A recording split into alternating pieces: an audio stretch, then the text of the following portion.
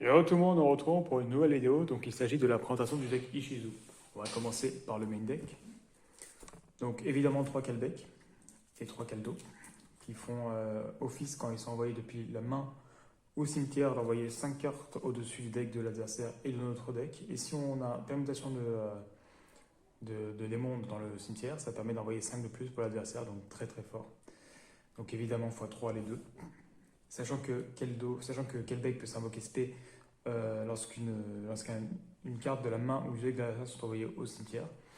Et on peut civilement se contrôler par l'adversaire et l'envoyer en main, donc c'est super fort.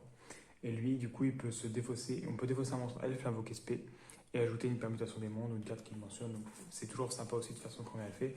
D'ailleurs, même effet pour Midora qui permet de défausser pour l'invoquer SP, sauf il pose un piège pour les autres tombeaux depuis le deck dans la zone magie piège en face recto.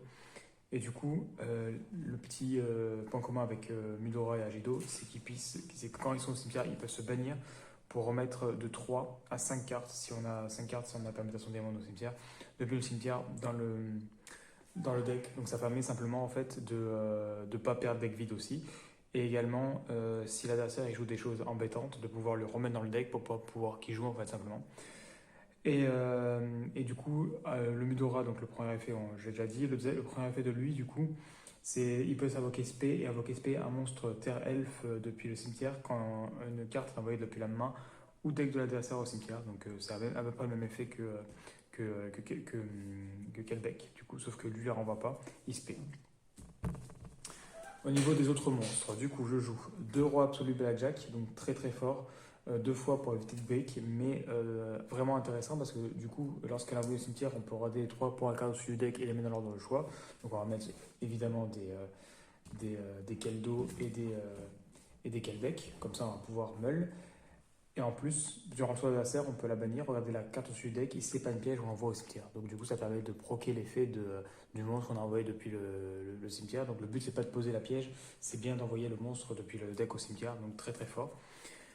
En autre monstre, je joue un package chevalier fantôme, parce que du coup, je trouve ça très fort pour faire notamment Dante, et aussi parce que du coup, ça permet de se respect assez régulièrement, étant donné qu'ils ont des effets du cimetière. Donc on a l'ancienne cape qui permet de se spé, enfin qui permet de se bannir pour ajouter une carte les chevaliers fantômes. Les chevaliers fantômes des bottes silencieuses qui se spé du coup quand un monstre chevalier fantôme est sur le terrain, et sachant qu'en plus qu'il peut se bannir pour ajouter une magie piège. Les chevaliers fantômes de l'écaille acérée qui a deux effets très intéressants. Le premier effet qui proc les effets des Shizu parce que du coup il défausse pour pouvoir envoyer un monstre, une carte chevalier fantôme depuis le deck au cimetière. Donc on défausse et après on fait l'effet de Kelbeck ou d'Agido pour envoyer 5, donc très fort. Et en plus, ça permet, lorsqu'elle est au cimetière qu'une carte chevalier fantôme et du cimetière est bannie, ça permet de la revoquer SP, donc super fort pour pouvoir refaire une exit en 3. Et je joue une fois les grands logs parce que c'est pas super fort, mais ça permet de pouvoir se bannir pour envoyer une carte les chevaliers fantômes depuis le deck au cimetière. Donc toujours sympa pour pouvoir envoyer des trucs intéressants, genre des pièges pour spé ou même lui pour le rospé également. Donc voilà, donc c'est toujours sympa. Ensuite, en autre carte, du coup je joue le Clown Farceur Mage Artiste. Donc lui quand il est envoyé au cimetière, on paye 1000 points de vie et le rospé. Donc évidemment très fort pour faire des décisions de rang 4 avec les Agido, les Kelbeck et tout ça, enfin tous ceux qui se spé. Donc très intéressant. Je joue sur la carte en une fois, au cas où, donc ça permet de l'invoquer énorme, de envoyer 3 cartes au-dessus du deck au cimetière, donc on peut simplement pouvoir proc les effets des monstres depuis le cimetière, donc c'est toujours sympa. La bête, évidemment, étant donné qu'on envoie beaucoup au cimetière, donc ça nous permet de draw 1 à chaque fois, donc voilà. Et Minerva en x1, parce que Minerva, quand elle envoie au cimetière du coup depuis la main ou depuis le deck, ça permet d'envoyer une carte supplémentaire depuis le deck au cimetière. Donc c'est très très fort pour envoyer Agido, Kelbeck, etc. Enfin, tous les monstres, enfin Geldo et Kelbeck surtout. Donc ça permet simplement de proc les effets plus rapidement. Ensuite, en magie du coup, 3 invitations des ténèbres, on joue beaucoup de Dark, et même si on n'a pas de Dark en main, c'est très très avantageux de ne pas avoir de Dark et de défausser toute la main, étant donné que si on défausse Kelbeck et Keldo, on peut proc les effets. Donc limite, c'est peut-être mieux même de ne pas avoir de ténèbres dans la main pour pouvoir draw et envoyer toute la main. Ou sinon, en bannir une carte et faire autrement. Mais en tous les cas, c'est très très fort dans les deux cas. Donc Invitation des ténèbres, très très fort dans le deck. Fusion Metal Faux, on envoie beaucoup du deck au cimetière. Donc franchement, remettre dans le deck repiocher une, c'est toujours sympa. Sacrifice inutile, ça proc n'importe quel effet. Donc franchement, on est preneur, hein, donc évidemment. Par contre, le petit X, c'est que c'est une carte, comme Invitation des ténèbres, une carte qui ne s'active pas de cimetière. Donc on a 4 quand même. Donc faut faire attention. Parce que du coup, ça peut être meule et du coup, ça ne sert pas à grand chose. À part, bon, évidemment, ça sera renvoyé avec, euh, avec Agido et Midora, c'est ça. Mais bon, voilà. Ensuite, au niveau des pièges, Chevalier Fantôme. Je joue 2 fois de chaque aile, épée du brouillard et épée Chevalier Fantôme. Simplement parce qu'elles ont toutes comme commun, en effet, de se bannir pour pouvoir invoquer spé un Chevalier Fantôme depuis le cimetière. Et vu que les 3 sont une fois par tour, si on peut activer les 3 le même tour, c'est parfait. Même si elle est plus forte parce qu'elle permet d'annuler un monstre sur le terrain et qu'il ne peut pas attaquer et il peut pas être attaqué. Et lui, ça reste toujours sympa, il fait gagner 800 à un monstre et il empêche la cible et détruit au combat par effet de carte. Donc c'est toujours sympa contre un dragoon ou même au combat, c'est toujours cool. Et ça, il gagne 500 et la première fois qu'elle est au combat, elle n'est pas détruite. Bon, c'est le moins fort, mais ça reste toujours sympa. Ensuite, évidemment, permutation des mondes, donc x2, pour éviter qu'on se la fasse ban ou même pour l'avoir plus facilement au cimetière. Mais pas plus de x2 parce que ça break. Ensuite, contre-coup dessiné, donc elle a double effet intéressant. Mais le plus intéressant, c'est quand la voyage du deck au cimetière, on peut cibler un monstre elfe de max niveau 4 dans le cimetière en l'ajoutant en main. Pas de niveau 4, pas max, donc juste niveau 4. Donc ça permet de simplement reprendre tous les monstres Shizu. Et le premier effet est pas si mauvais que ça, parce que du coup, lorsque l'adversaire déclare une attaque, on peut détruire le monstre et, avec la plus haute attaque, et on fait des dommages égaux à l'attaque du monstre, et on prend les dommages aussi, sauf si on n'a pas mutation des mondes. Donc il prend juste le dommage, donc il détruit son monstre. Ça peut toujours être sympa, sachant qu'en plus ça peut être remélangé avec Agido et Midora, donc toujours sympa. Et la dernière carte, évidemment, la piège protecteur de tombeau, qui peut être tutorisable du coup par Midora, si je ne me trompe pas. C'est Midora qui la tuto, je sais plus. C'est ça, Midora, elle la met face à tout sur le terrain. Donc on peut défausser une carte et ajouter un monstre terre-elfe depuis le deck à la main.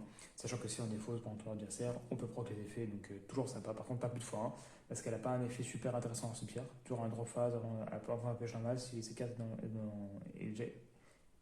même pas, c'est face à tout sur le terrain en plus. Ouais. Donc du coup, même pas, elle n'a pas d'effet du cimetière en fait. Donc pas très intéressant. Et de toute façon, dans tous les cas, même si elle part au cimetière, elle peut être recyclée avec les autres. Elle n'est pas super importante pour moi. Ensuite, au niveau de l'extra deck, donc 3 Minerva, évidemment, on joue que des monstres, beaucoup de monstres niveau 4, donc évidemment, on peut faire Minerva, on envoie 3 cartes dessus du deck au cimetière. Du coup, voilà, c'est gratuit, et en plus, quand elle est détruite, on envoie les 3 cartes dessus du deck au cimetière également, donc très très fort. Évidemment, 3 dentés, hein, donc classique, hein, donc on a que des monstres de niveau, enfin, les monstres Chevalier Fantôme sont niveau 3. Donc on peut envoyer 3 cartes du deck au cimetière, il gagne 500 pour la date pour chaque carte envoyée. Et en plus, quand il est au cimetière, on peut le recycler à chaque fois, donc très très bien. 2 Dugarès, là c'est au cas où si on a plus, on peut plus proc l'effet de Minerva, si on va mettre d'Oro 2 et de défausser une, donc toujours sympa, sachant qu'en plus quand on défausse on proc l'effet, donc très très fort. Ensuite au niveau des liens, Licorne, Phoenix, que je vous x3 et 2 Cerbère, classique, hein. En fait le truc, l'avantage c'est de pouvoir défausser et faire un effet, sachant que quand on défausse on proc des effets aussi, et sachant que les 3 sont vraiment très très forts. Peut-être à la rigueur, cut une Phoenix pour mettre une épée Mascarena. J'avais pensé, mais j'ai pas encore testé, donc ça peut être sympa. Donc à part ça, c'est évidemment c'est super fort. Donc on va faire des exemples de main du coup.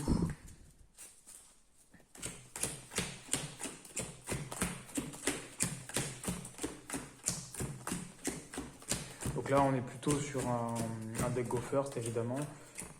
L'idéal, c'est de placer directement son combo pour pouvoir déjà envoyer au moins 5 ou 10 cartes depuis le deck de l'adversaire au cimetière et placer un bon cimetière déjà.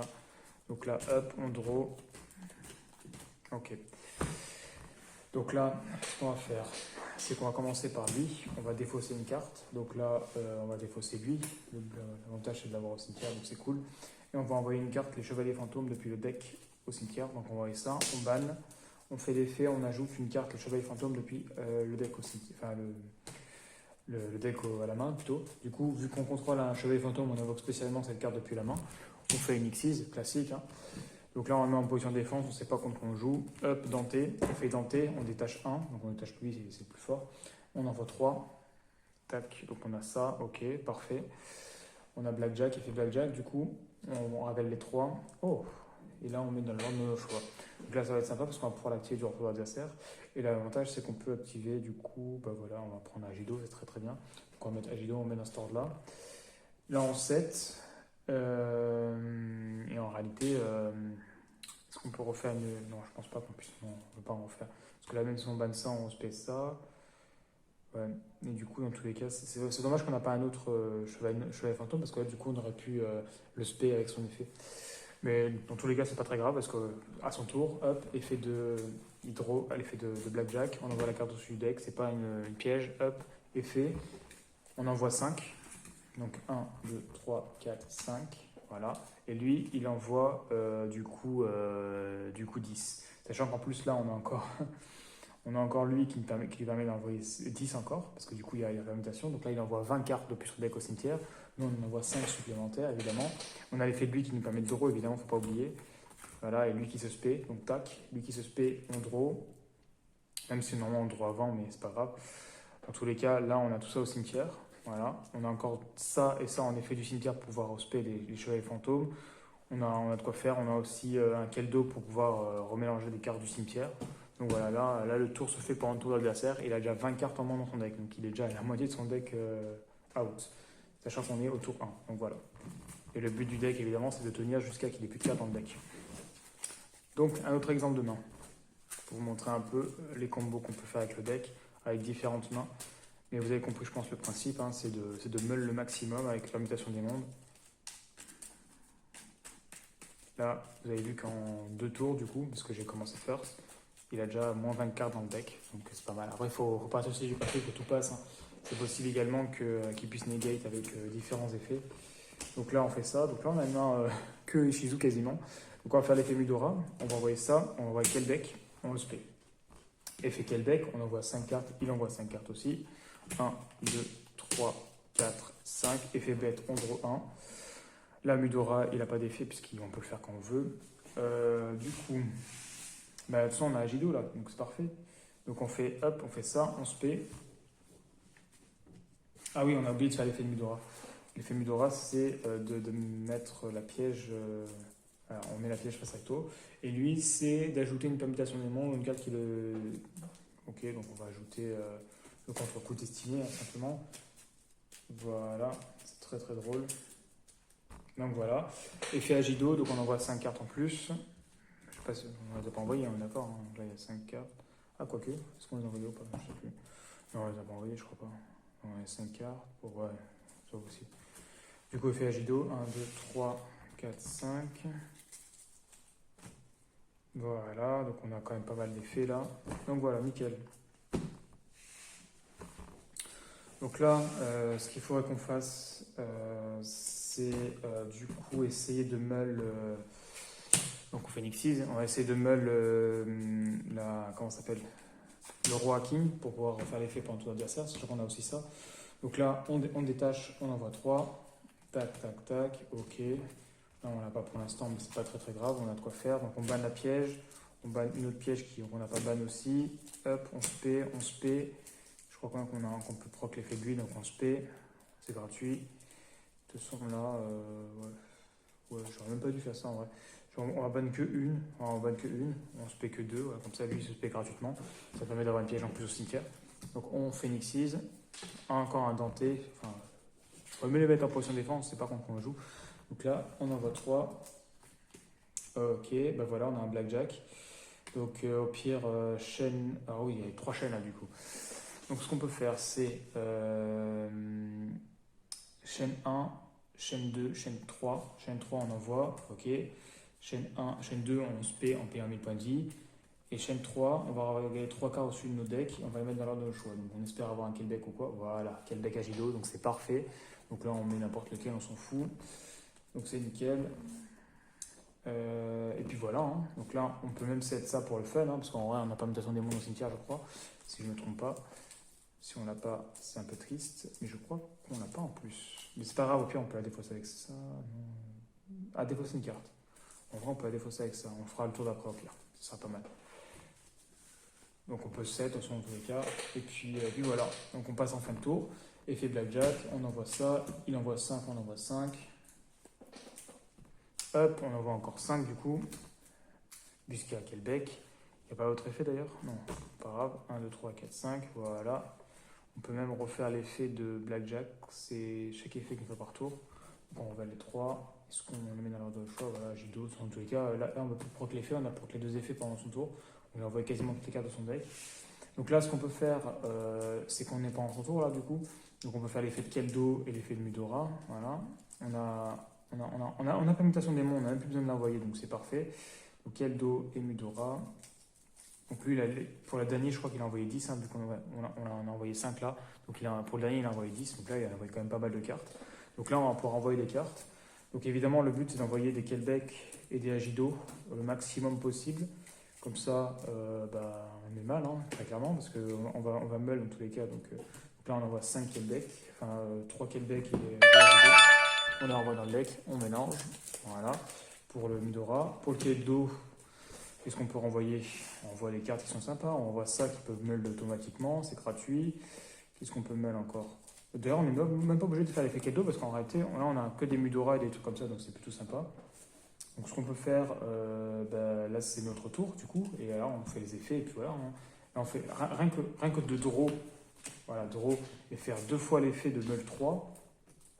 Voilà, on a Kelbeck et Agido, voilà. Donc, lui, il envoie 20, nous, on envoie 5. Le problème, c'est qu'il faut chaîner aussi avec les effets de Keldo et tout pour pouvoir envoyer. Mais voilà, on a de quoi faire, quoi. Donc voilà, donc j'espère que la vidéo vous a plu. Je vous invite à aller voir mes autres vidéos et à vous abonner. Et à la prochaine pour d'autres vidéos.